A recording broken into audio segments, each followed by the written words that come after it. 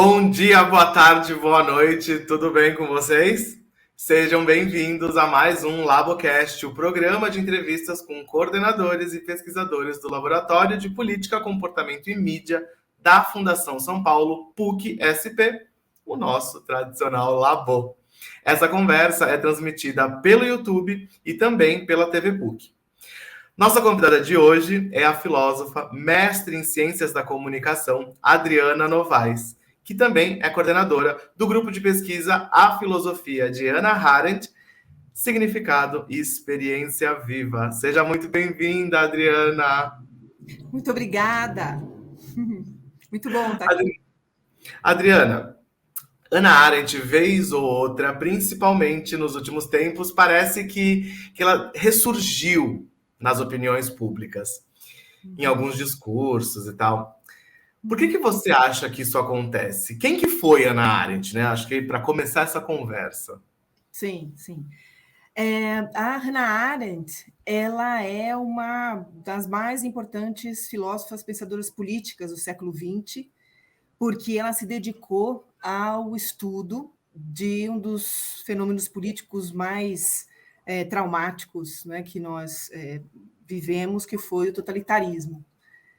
Então, toda a trajetória dela, ela buscou compreender por que esse mal surgiu, por que esse fenômeno político se deu, por que do ineditismo dele, e a gente hoje vai falar um pouco desse caminho de elaboração que a Arendt fez. Então, ela entendeu como totalitarismo dois fenômenos em dois momentos. A partir de 1929, o que aconteceu na ex-União Soviética, e a partir de 1933, o que aconteceu na Alemanha. Não é? Nesses fenômenos políticos inéditos, ela percebeu também o surgimento de um novo mal. Então, no primeiro momento, na sua obra mais importante, sobre o totalitarismo, né, Origens do Totalitarismo, de 1951, ela investigou os elementos fundamentais desses fenômenos políticos, né, da ex-União Soviética e na Alemanha.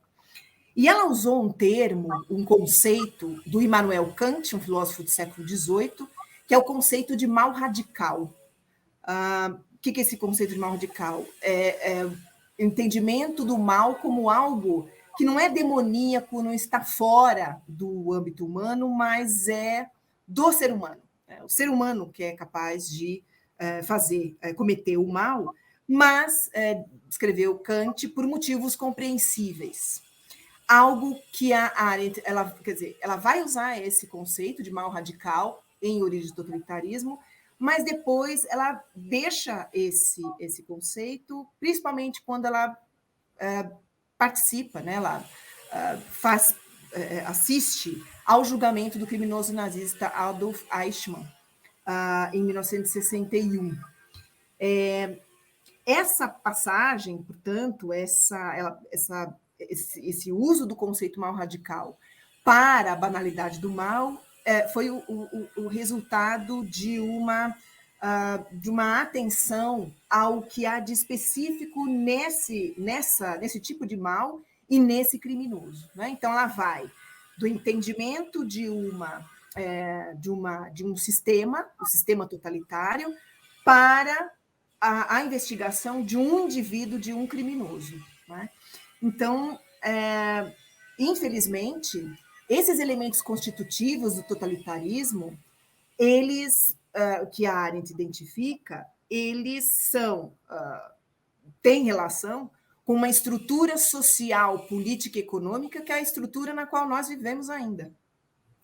Então, o Estado-nação, que surgiu na Revolução Francesa, mas que ainda não conseguiu cumprir toda a sua promessa, né, de igualdade e de liberdade, uma condição social que, na verdade, neutralizou tanto o espaço público quanto o espaço privado, né, e uma situação econômica na qual as pessoas são cada vez mais, tentam viver, né, num estado de coisa em que essas pessoas são supérfluas. Então, dessa superfluidade que surgiu o extremo do totalitarismo e da banalidade do mal. Cara, você poderia comentar o livro Eichmann em Jerusalém? Como que ele foi feito? Sim, sim. O Eichmann em Jerusalém, ele, né, tem algumas datas para identificar todo o contexto. O Eichmann, Adolf Eichmann, ele fugiu para a Argentina. E ele foi localizado pelo serviço secreto israelense ali na Argentina, trabalhando com um nome falso, né, o nome de Ricardo Clement. Ele foi localizado, ele foi retirado da Argentina pelo serviço secreto israelense em 11 de maio de 1960. Ben Gurion anunciou o julgamento algumas semanas depois, dia 23 de maio, e o julgamento se deu entre 11 de abril e 14 de agosto de 1961. Quando foi anunciado o julgamento, a Arendt leu nos jornais e ela se ofereceu para acompanhar o julgamento, né, escreveu um relato, uma reportagem sobre o julgamento, à revista New Yorker. Então, ela foi pela revista New Yorker para fazer né, para acompanhar o julgamento. Ela assistiu a algumas semanas do julgamento, então, de 11 de abril a 5 de maio, e depois uma semana só de 17 a 23 de junho. Claro que levou papéis, dados desse julgamento, para aquele período que ela não assistiu. O veredito foi dado em 11 de dezembro de 61, houve um período de apelação, a confirmação no final de maio, e o Eichmann foi condenado à morte por enforcamento, e essa pena foi cumprida em 31 de maio de 1962. Arendt entrega a primeira parte, né, de 5, para a revista New Yorker em fevereiro. Então, em fevereiro a março saem essas 5 partes, fevereiro a março de 1963, e poucos meses depois, esses textos reunidos saem em forma de livro, Eichmann em Jerusalém, um relato sobre a banalidade do mal. E aí começa, enfim, e toda a repercussão do livro, né? Você fala de Kant, e aí você fala da banalidade do mal, e enquanto você falava, eu me lembrei muito do Noah Harari, quando ele diz no livro dele que não existirão máquinas mortíferas se não existir um homem, um indivíduo que as produza ou as programe para serem mortíferas, né? Então não existe a maldade se o homem não for ruim, se o homem não for mal. E isso é assustador quando a gente estuda esses casos. O que foi o nazismo, o totalitarismo, o comunismo, enfim, todos os regimes de extrema que já administraram o mundo, de certa maneira. E no livro da Origens do Totalitarismo, mais especificamente, porque a nossa produção é sensacional, na página 439, diz assim, ó: em sua ascensão, tanto o movimento nazista da Alemanha quanto os movimentos comunistas da Europa depois de 1930 recrutaram seus membros dentre essa massa de pessoas aparentemente indiferentes que todos os outros partidos haviam abandonado por lhes parecerem demasiado apáticas ou estúpidas para lhe merecerem atenção. E eu queria muito que você comentasse esse trecho. Uhum. Como eu mencionei, quer dizer, há um estado de coisas que dificulta a participação política, né? Então, do século XIX, um modo de exploração, o colonialismo, o imperialismo, portanto, há uma que a Arendt analisa na Origem do Totalitarismo, há um processo de dificuldade para que o ser humano se reconheça como um ser político, como alguém que deve participar da vida pública. É muito difícil acompanhar, participar, ouvir posicionamentos diferentes, e essa dificuldade, além da questão, claro, também econômica do sistema, faz os indivíduos pessoas atomizadas, isoladas. E isso é muito perigoso, porque a Arendt faz uma distinção importante entre, em inglês, né, solitude e loneliness, estar só e a solidão.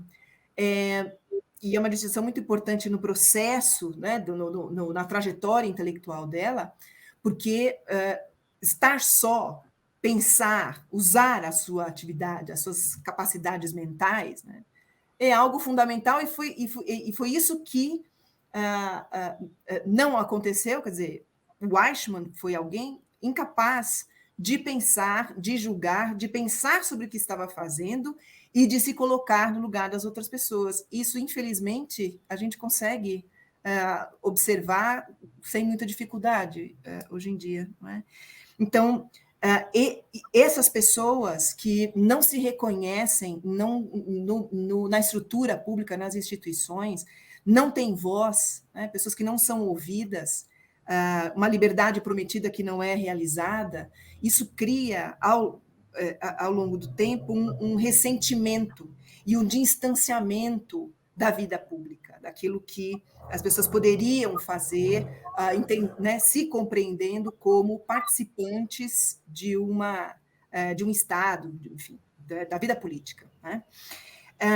Esse número de pessoas atomizadas, absolutamente sozinhas, inclusive sozinhas em relação a si mesmas, porque elas não conversam com elas mesmas, elas não refletem, elas não têm cautela em relação às questões, uma coisa muito difícil hoje em dia também, não é? Tem muito mais apelo, tem muito mais apelo, enfim, a escolha de um lado, tem muito mais apelo à escolha pela imagem, porque você pensar, se distanciar, refletir, isso leva um tempo e isso é muito exigente, né? Então, portanto, a massa, qual a característica da massa, que é o trecho que você, chegando ao trecho que você mencionou, a massa, ela é um conjunto de pessoas que não sabe bem por quê, que não é consciente. Ela, né? Só vai. Ela só vai com o movimento. Por isso que a Arendt insiste muito, né, do totalitarismo como um regime, como um movimento, que precisa estar em movimento constante, né? Então, a massa, o fenômeno da massa e a manipulação dessa massa, a manipulação da massa é um ponto importantíssimo num regime autoritário, e foi num regime totalitário, né? Quando a gente fala de manipulação da massa, me vem algo que é completamente contemporâneo, que na verdade que eu achava que era completamente contemporâneo, mas que não é tão contemporâneo assim, que já vem de muito tempo, que é a gente falar sobre os militantes. E me chamou muita atenção, uma vez assistindo uma aula do Labo, que foi dito que Hannah Arendt criticava essa militância. Ela dizia que os militantes, eles atrapalham o movimento. O que é algo que, quando você fala ali fora da academia, quando você fala ali na mesa de bar, é algo que é completamente contestado. Por que o militante atrapalha o movimento? Se ele está em função da causa também, ou teoricamente em função da causa. Sim. A Arendt faz esse comentário em um evento sobre a própria obra dela, um evento do qual ela participou, em 1972, em Toronto. Inclusive, para quem quiser né, ler esse trecho e refletir sobre, está ali num livro recém-lançado, que é o Pensar Sem Corrimão. Né? Então, é Arendt sobre Arendt. Ela mesma é questionada sobre a sua própria obra. E lá, em determinado momento, ela é questionada sobre o seu próprio posicionamento. E ela tem uma tirada famosa que ela diz assim: de algum modo, eu não me encaixo. Né? Ou seja, ela nunca e também talvez essa seja a relevância dela e algo que chame a atenção, e por isso que ela é estudada, citada, né? Porque ela não se identifica com nenhuma ideologia. Muitos tentam colocá-la, né, no meu trabalho de pesquisa, né, eu fiz doutorado sobre a obra da Hannah Arendt, meu trabalho de pesquisa, e agora estou terminando um pós-doutorado também em filosofia sobre a Arendt. Nesse tempo todo, eu já vi muita coisa, muita gente querendo encaixá-la, colocá-la em algum lugar, alguma pasta, mas não é possível, porque ela, enfim, realmente ela nunca participou e nunca foi conivente com nenhuma ideologia. Muito bem.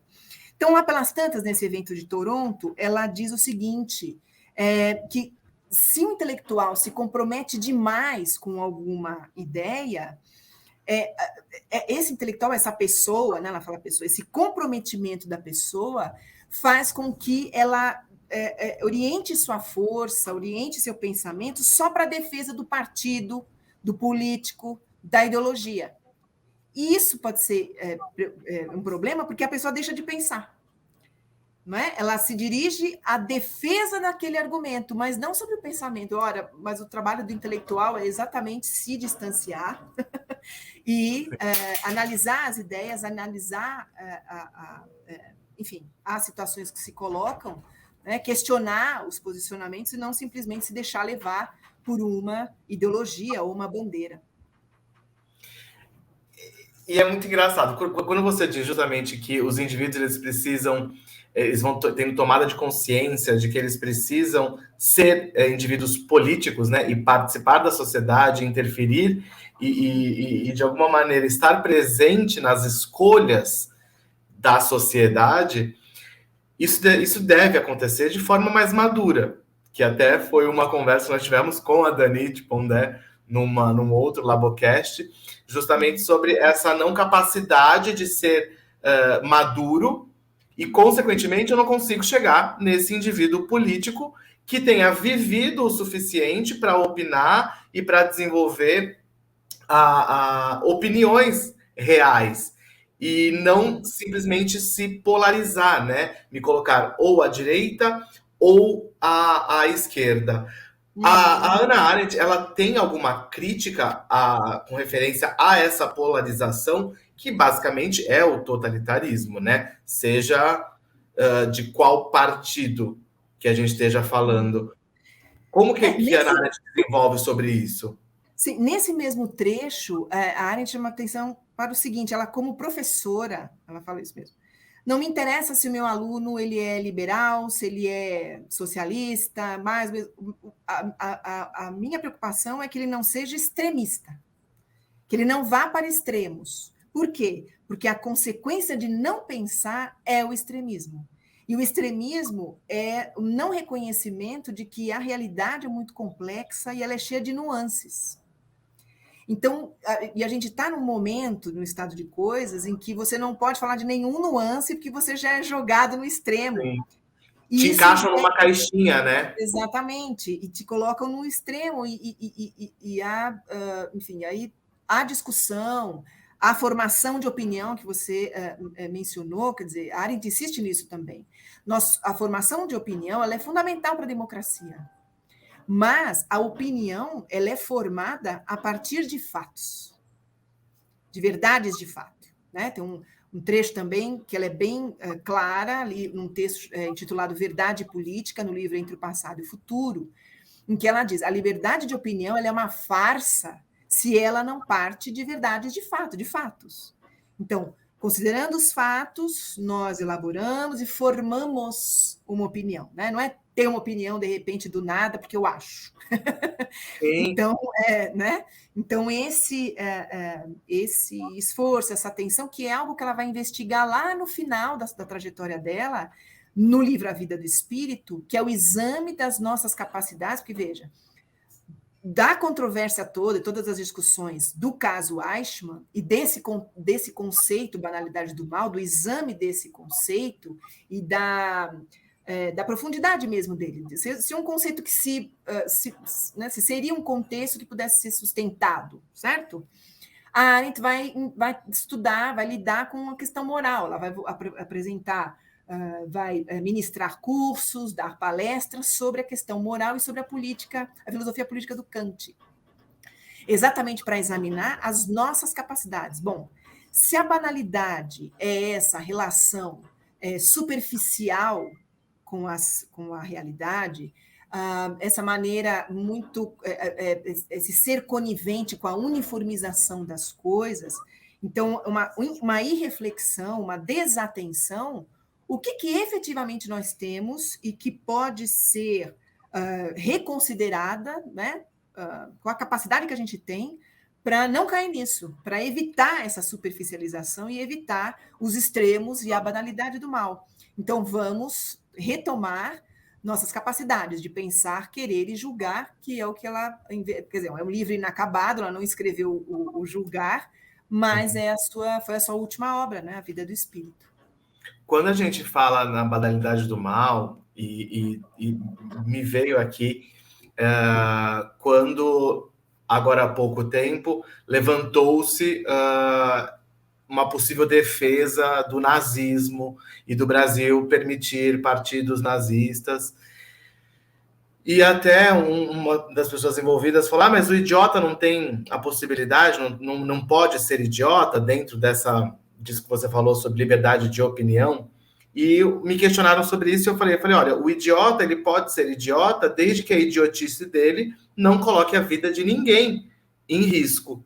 E no meio desse debate, começou também um outro debate sobre nós temos sim que proteger a nossa sociedade do nazismo, mas nós também não podemos esquecer do comunismo. E aí começou uma tentativa de colocar numa balança o que era melhor e o que era pior.